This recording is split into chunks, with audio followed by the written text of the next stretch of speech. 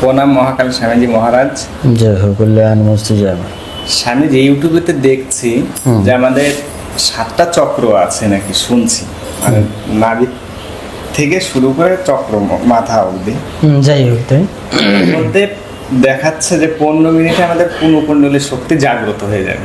স্বামীজি, এইটা কি সম্ভব? যদি 15 মিনিটে, হ্যাঁ 15 মিনিটের মধ্যে পুনঃকুণ্ডলী শক্তি, কুলকুণ্ডলিনী শক্তি, এবার এটা কি সম্ভব না মানুষের একটা ভুল বোঝানো হচ্ছে? যদি সম্ভব হয় তাহলে কিভাবে? তুমি দেখেছো কোথাও? হ্যাঁ, আমি দেখেছি, ইউটিউবেতে দেখেই তো আপনার কাছে জিজ্ঞাসা করছি। তারা কি সাধক? যারা বলছে এটা, তারা কি সাধক? না, সাধক না, তারা সম্ভবত ইউটিউবার, এরকম ভিডিও, নরমাল ইউটিউবার। হ্যাঁ, আচ্ছা, বা কোনো অর্গানাইজেশনের সাথে যুক্ত, ট্রেন করাচ্ছে, বা যোগা ট্রেনিং সেন্টার, এরকম কিছু একটি হবে। ঠিক আছে, এই সম্বন্ধে আপনি কিছু বলেন। যদি এটা হয় তাহলে কিভাবে, সেটাও বলবেন। আর না হলো, আমি একটি লেকচার করেছিলাম না, মানে কৌতুক করে, মজা করে, রসিকতা করে, এই যে 1 মিনিটের ভেতরে কুলকুণ্ডলিনী জাগানোর প্রক্রিয়া দেখেছিলাম না, এই যে এ করছে বিভিন্ন, ওটা দেখোনি না? না, লেকচারটা মনে দেখা হয়নি, ওই লেকচারটা দেখবে, হেসে মরে যাবে। তো যাই হোক, এটা ভালো প্রশ্ন। তো 15 মিনিটের ভেতরে কুলকুণ্ডলিনী শক্তি জাগ্রত হয়, কেন হবে না? হতে পারে।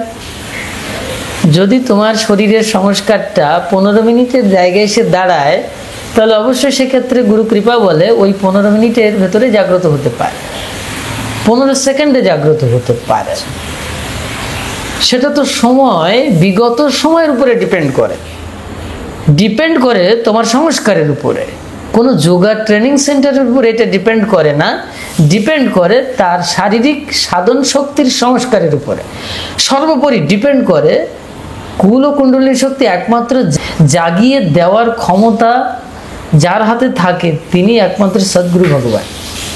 কিন্তু আজকাল সোশ্যাল মিডিয়াতে যেগুলো আসছে, এগুলো সত্যি এক কলা কৌশল, যেগুলো ব্যবসায়িক দুনিয়া। সহজ কথা, ইহা যতই তত্ত্বগত দিক বুঝিয়ে ব্যাখ্যা করে তাদেরকে ভালো জায়গায় বসানোর চেষ্টা করানো হোক না কেন, আলটিমেটলি জিরো হচ্ছে ব্যবসা। এর থেকে চরম সত্যি কিছু নেই, চরম সত্যি ইহার থেকে কিছু নেই। ইহা নিয়ে বিশেষ তত্ত্বকথা বলার কিছু নেই, ইয়া তত্ত্বকথা বলবার উপযুক্তই নয়। তারপরেও আমি কিছু কথা বলবো। সেটা মনে করো, একটি কুলকুণ্ডলিনী শক্তি জাগ্রত করার ধ্যান মন্ত্র আছে। আমি সাধারণত এগুলো বাইরে বলি না, বলা উচিত না। ওম ধ্যায়েত কুণ্ডলিনীম সূক্ষ্মম, ওম ধ্যায়েত, হ্যাঁ, এই যে আমি পুরোটা বললাম না, আমি 2-3টে শব্দ বললাম, এটা কুলকুণ্ডলিনী শক্তি জাগ্রত করার ধ্যান মন্ত্র। আমি তোমাকে মন্ত্রটা এক্ষুনি দিয়ে দিচ্ছি, তুমি জাগাও দেখি, জাগবে কিনা? জাগবে না। কারণ এই মন্ত্রের যে ছন্দ, তাল, লয়, মাত্রা, উচ্চারণ, এ সব কিছু সুন্দর জায়গা আসবে, এবং ওই মন্ত্রকে দিব্য হতে হবে। দিব্য মানে মন্ত্রটা দিব্য নয়, হ্যাঁ মন্ত্র দিব্য, কিন্তু ওর ভেতরে দিব্যত্বকে জাগ্রত করতে হয়। সহজ কথা, ডিভাইনিটি। এই ডিভাইনিটি জাগ্রত করিয়ে দেন ভগবান সদ্গুরুদেব। তো সদ্গুরু ভগবানের হাতে এটা থাকে। সদ্গুরু ভগবান যখন জাগিয়ে দেবেন, তখন এই কুলকুণ্ডলিনী শক্তি জাগ্রত হয়। এটা বড় বড় মহাপুরুষদের দৃষ্টান্ত, তাদের দর্শন আমি সামনে উপস্থাপন করতে পারি। তারা বলছেন যে কুলকুণ্ডলিনী শক্তি একমাত্র ভগবান সদ্গুরুদেব জাগিয়ে দেন, তার হাতে থাকে। আর জীবের সংস্কার যদি ভালো মাত্রায় থাকে, তাহলে একটু কৃপা পেলেই, সাধু কৃপা পেলেই, সৎ সাধু কৃপা, উৎকৃষ্ট সাধু কৃপা বা সাধু সঙ্গ করলেই কুলকুণ্ডলিনী শক্তি পূর্ণ মাত্রায় জাগ্রত হয় না, তবে তার বিবেক বা চেতনা শক্তি একটু জেগে ওঠে যখন সে অনুভব করে যে কি পরম সুখ, পরমালা। ওটাও কুলকুণ্ডলিনী শক্তি জাগ্রত হওয়ার স্বাভাবিক একটি প্রক্রিয়া। কিন্তু ওটা আবার ফরাত করে ওঠে, আবার চড়াত করে নেমে যায়, বা চড়াত করে ওঠে, ফরাত করে নেমে যায়। এটা স্বামী বিবেকানন্দ বলছেন। যারা এটা প্রচার করছেন 15 মিনিটের ভেতরে কুলকুণ্ডলিনী শক্তি জাগ্রত করে দেবেন, তোমার পরিভাষায় যদি আমি ধরি, তাহলে স্বামী বিবেকানন্দকে অস্বীকার করা হয়। স্বামী বিবেকানন্দ বলছেন যে দেখো জীবের, দেখো না কীর্তনাদি করে, লাফিয়ে ওঠে, কান্নাকাটি করে, হ্যাঁ, কোলাকুলি করে, জড়িয়ে ছড়িয়ে একাকার করে একটা বানের জলে ভেসে যাচ্ছে। উনি এটাকে সমালোচনা করেনি, উনি বোঝানোর জন্য এটা বলেছেন, দেখো ওটা কুলকুণ্ডলিনী শক্তি জাগ্রত হয়েছে চড়াত করে, কীর্তন শেষ হয়ে যাবে আবার ফরাত করে নেমে যাবে, ঘরে আসবে জীব আবার কাম আচার করবে, এতে লাভ নেই, কাম আবার যাতাই হয়ে যাবে। এটা জীবের কুলকুণ্ডলিনী শক্তি জাগ্রত হওয়া, এতে লাভ নেই। কিন্তু আধ্যাত্মিক পরিভাষায় সদ্গুরুদেব যখন চিরতরে কুলকুণ্ডলিনী শক্তি অর্থাৎ যে আমাদের আদি শক্তি, আমাদের জীবাত্মা শক্তি, আমাদের আত্ম চেতনা শক্তিকে জাগ্রত করিয়ে দেয়, যে চেতনা জাগ্রত করিয়ে দিলেই আমাদের স্বরূপ আমরা দেখতে পাই। মানুষের কাছে জিজ্ঞাসা করো, কটা মানুষ বলবে যে আমার স্বরূপ আমি জানতে পেরেছি? হুইমজিক্যাল বলবে। ঠিক আছে, এইবার শাস্ত্র সিদ্ধান্তে বলা আছে কুলকুণ্ডলিনী শক্তি কিন্তু বিভিন্ন প্রক্রিয়ায় জাগ্রত হয়। যেমন মনে করো তুমি প্রচন্ড অসুখে পড়েছো, যন্ত্রণায় পড়েছো, ক্ষুধার্ত, তৃষ্ণার্ত, আঘাতপ্রাপ্ত, তোমাকে কেউ অপমান করেছে, সংঘর্ষে লিপ্ত, ঠিক আছে, বা তুমি প্রচন্ড কামাসক্ত, এইসব সিচুয়েশনের ক্ষেত্রে কুলকুণ্ডলিনী শক্তি জাগ্রত হয়, কিন্তু সেটা ক্ষণস্থায়ী।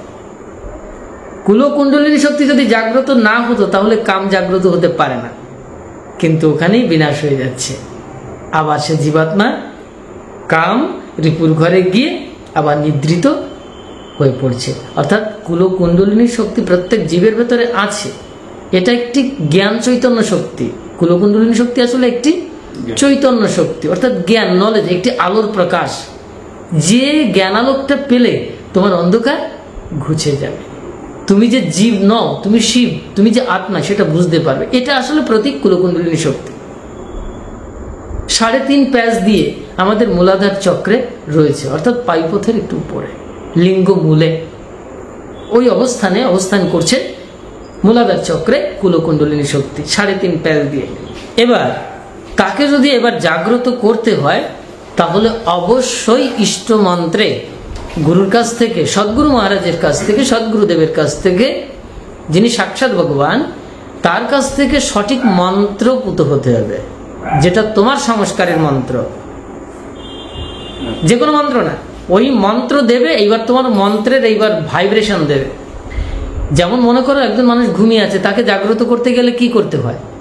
শব্দ প্রয়োগ করতে হয়, এ মদন জেগে ওঠ, এ মদন।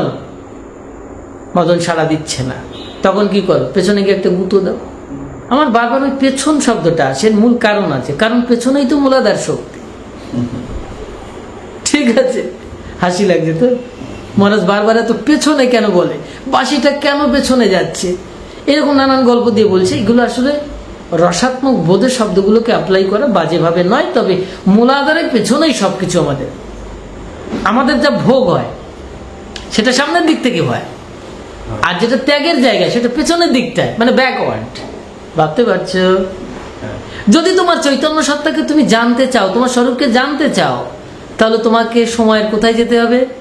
অতীতে, বিগত দিনে। তুমি কোথা থেকে এসেছো, তুমি আসলে কে। অতীতের সঙ্গে আমাদের জীবনের, পেছনের সঙ্গে আমাদের জীবনের, ব্যাকওয়ার্ডের সঙ্গে আমাদের জীবনের বর্তমানের সম্পর্ক এক অদ্ভুত ব্যাপার। টাইমের খেলা চলছে। তাই যাক, এই 15 মিনিটে যে কুলকুণ্ডলিনী শক্তি জাগ্রত হয় সংস্কারের উপরে ডিপেন্ড করে, মন্ত্রের উপরে ডিপেন্ড করে, সদ্গুরু ভগবানের উপরে ডিপেন্ড করে। অনেকগুলো দিক বললাম, কিন্তু নির্দিষ্ট করে কোনো সেন্টার এটা বলতে পারে না সব দুনিয়ার মানুষ এখানে আসে 15 মিনিটের ভেতরে কুলকুণ্ডলিনী জাগিয়ে দেবো। যদি কোনো ব্যক্তির কুলকুণ্ডলিনী শক্তি জাগ্রত হয়ে যায় 15 মিনিটে, তাহলে তার সমগ্র প্রাপ্তি হয়ে যায়, তার সমগ্র শক্তি এসে যায়, সবকিছু সে প্রাপ্ত হয়ে যায়, তার জীবনে আর কোনো কিছুর অভাব থাকে না একবার। কিন্তু এটাকে 18 বার জাগাতে হয়, আবার 18 বার নামাতে হয়, তখন ওই কুলকুণ্ডলিনী শক্তি আর কখনো বিকৃত হতে পারে না। অর্থাৎ তার ভিতরে আর কখনো প্রেম ছাড়া কাম কাজ করে না, একবার দিকে লাভও নেই। এবং কত পল, 18 পল বিপল, এই জায়গাটাকে কুলকুণ্ডলিনী শক্তিকে ধরে রাখতে হবে আজ্ঞাচক্রে। হিসাবে প্রসিডিওর আছে, এগুলো সব গাঁজাখড়ি গল্প। এছাড়া এগুলো শুনলে না অদ্ভুত লাগে, অদ্ভুত লাগে, আসলে ভূতের মতোই লাগে, অদ্ভুত। ঠিক আছে, তো এইভাবে যারা বলছেন এটা সঠিক প্রসিডিওর নয়। এবার যদি আমি ধরি জাগিয়ে দিতে পারেন, তাহলে তারা সবাইকে জাগিয়ে দিক 15 মিনিটের ভেতরে, সমগ্র ভারতবর্ষের মানুষকে, বা যারা যে দেশ থেকে এটা প্রচার করেছে, বা বিশ্বজগতের 850 কোটি মানুষ আছে, তাদের প্রত্যেকে একটি জায়গায় ডাকা হোক, 15 মিনিটের ভেতরে সব কুলকুণ্ডলিনী শক্তি জাগ্রত করে দিক, আর সবাই মুক্ত হয়ে যাক, ধনে ধান্যে সব পূর্ণ হয়ে যাক, ঈশ্বরীয় আত্মা সব খুঁজে পাক, শিবত্ব লাভ করুন।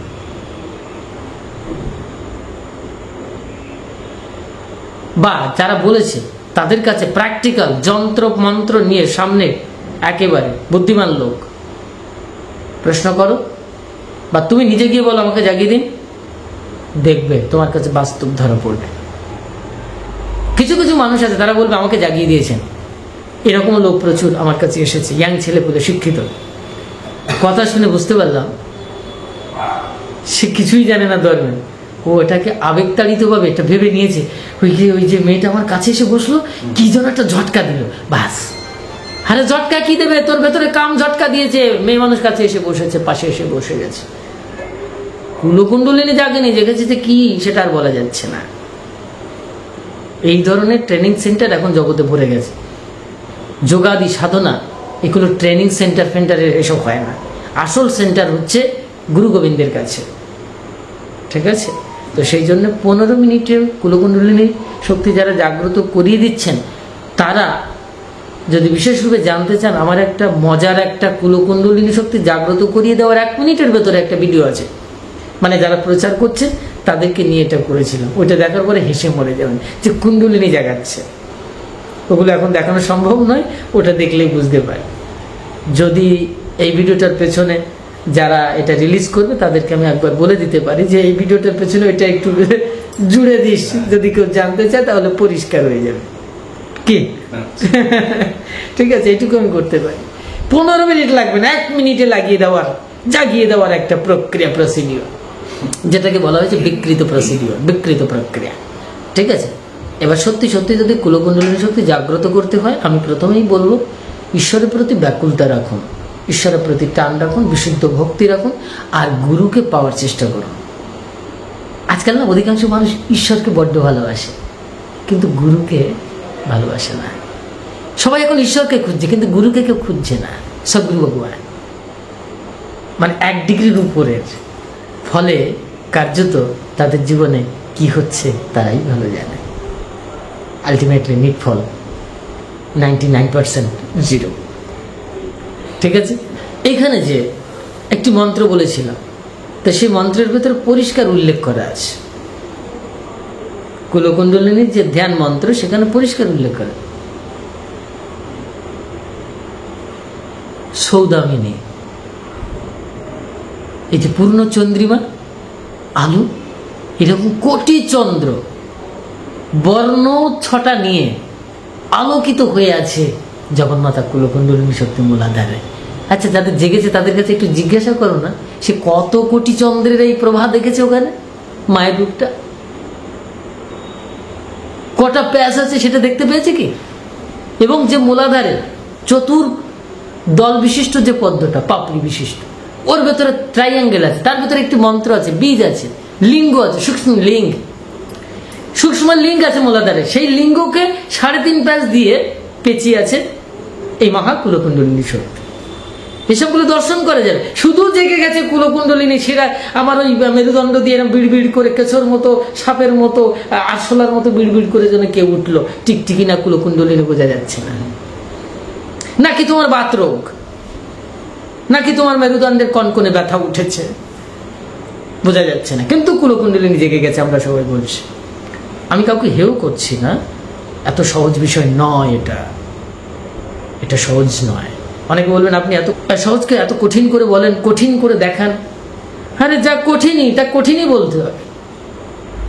তবে কঠিন বরফ জল হয়, আবার তরল জল কি হয়, বাষ্পীয় হয়ে যায়, সবই সম্ভব। কিন্তু সেটা তো ডিপেন্ড করবে তোমার তাপ শক্তির উপরে। এই কথা এসে গেল, বরফের কথা বললাম, তাপ শক্তি। কুলকুণ্ডলিনী শক্তিকে জাগ্রত করা যায় ওই মন্ত্রের মাধ্যমে তাপ প্রয়োগ করে। এই জন্য গুরুদেব একটি ভাইব্রেশন দেয়, ওই ভাইব্রেশনের দ্বারা আঘাত করলে জেগে ওঠে। যে কথাটা বলছিলাম যে একটা মানুষকে জাগ্রত করবে আঘাত করলে, এই ওঠো তুমি। আবার কোনো মানুষ আছে কানের কাছে যাওয়া লাগছে না, দূর থেকে হ্যাঁ রে মদন উঠে পড় না, সাথে সাথে জেগে গেল। কিন্তু এমন মদন আছে দুপুর 12টা বেজে গেছে, ডেকে যাচ্ছে, তার মা ডেকে যাচ্ছে, কোনো সাড়া নেই। আছে এরকম প্লেয়ার যাদেরকে কুম্ভকর্ণ বলা হয়, 6 মাসে একবার জাগছে না, তো তার কুলকুণ্ডলিনী জাগবে কি করে? তা কুলকুণ্ডলিনী জাগরণের ব্যাপারটি হচ্ছে ওই মদন আর ওদিকে কুম্ভকর্ণ। ইহার সাথে তুলনা দিলেই বোঝা যাবে যে কিভাবে জাগে। এইবার যে জাগাবে, যার কুলকুণ্ডলিনী জেগে গেছে, যে গুরুর কুলকুণ্ডলিনী জাগ্রত আছে, সেই গুরুই আবার কুলকুণ্ডলিনী জাগাতে পারে, তাছাড়া সাধারণ গুরু পারে না। বোঝা গেল? অনেক ধরনের রহস্য আছে, এত কথা বলা সম্ভব নয়, এইটুকুতেই বুঝে নিলেই আনা জয়।